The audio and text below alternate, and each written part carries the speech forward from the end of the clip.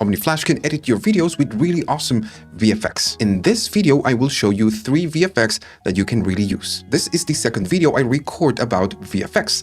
You have the previous one on the cards or on the description below. Also, I'm going to be using a lot of prompts. If you want a document with the prompts, go to the comments of this video. Okay, so enough intro, let's talk about the first VFX.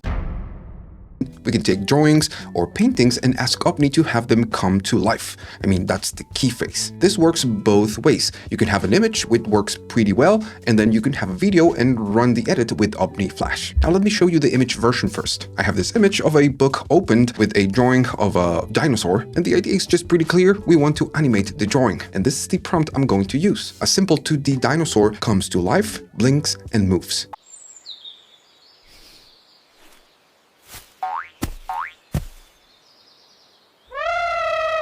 And as you can see, this was a pretty easy task for Omni Flash. Now, if you prompt too much and the prompt is not clear, you start getting bad generations. Here, I asked to make the dinosaur come to life, but then the drawing peels off and floats. And this is what I got back, and it almost got it right.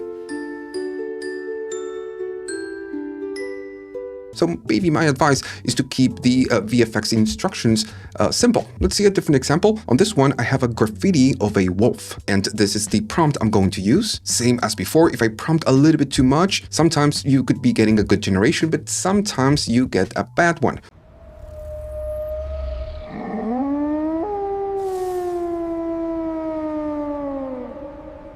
And this generation is just pretty cool. I mean, it looks great, but maybe it's just a little bit too much. So I tried a little bit less. It is mostly the same prompt, but I'm just being a little bit more concise. And this is what I got back. And I gotta say that I like it a little bit more than the previous one.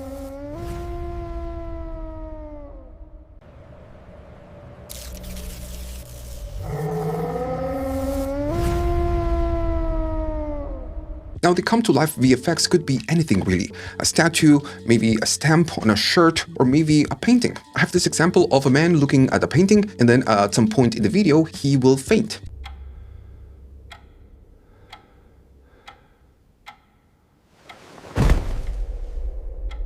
This is the prompt I'm going to use. I'm asking to modify the video at exactly the 4 seconds mark. Then the painting comes to life again. That's the keyword, comes to life. He will turn his head and the other subject will faint. Then I define how the painting should move, and we are asking to synchronize the fainting of the man and the movement of the painting. And this is why I'm saying 4 seconds mark, and then at 5 the man will faint. I'm not letting Omni Flash figure out the video before I run the prompt. If we do something like that, Omni Flash might get confused and we will be getting a bad generation. And this is what I got back.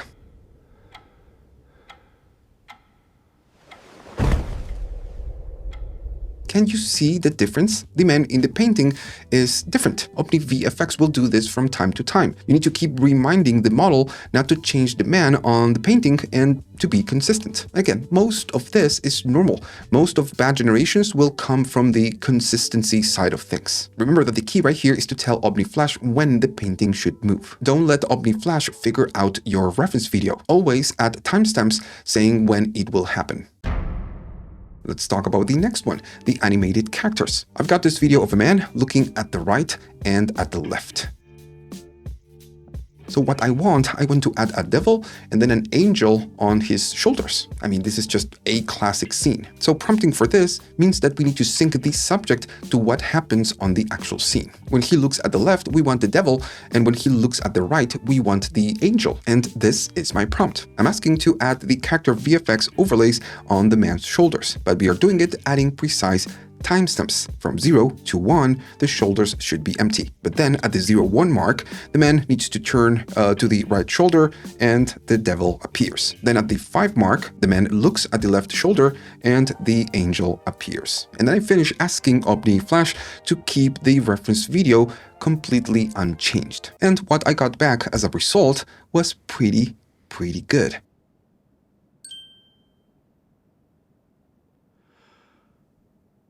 So what if we wanted to use references for these subjects on the shoulder? Well, we can, and it actually makes it easier for Omni Flash. I'm going to be using this as a reference. They're just two completely different ladies. And then when prompting, it's pretty much the same idea. On 01, the shoulders are empty. Then the man needs to turn to the right shoulder. We display the first reference. Then at the 05 mark, the man needs to look at the right shoulder and the other character appears. So almost the same prompt as before. The only difference is that I'm using characters and I'm locking the characters to the actual prompt. And this was the result. And I gotta say again, it's a pretty good generation.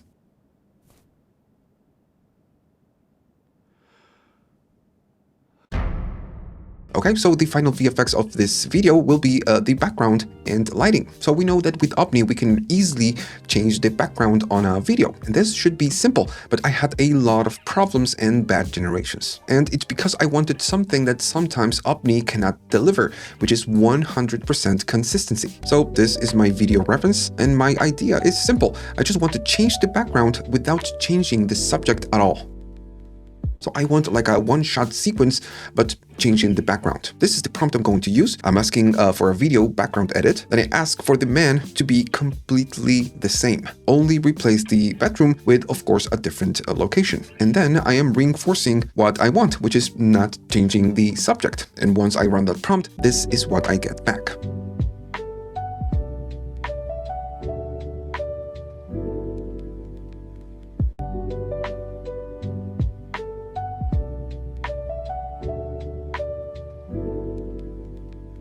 And I got to say that the generation, it's pretty good. And I've tried a lot of prompts asking not to change anything from the background, and this was the best output. So like I said before, sometimes it's better to prompt for a little bit less. And guess what? That's what I did. I'm just asking to change the background and lighting to an urban alley while it's raining. I mean, it's way more concise than the other one. And what I got back worked pretty good. And I gotta say, it's just way better.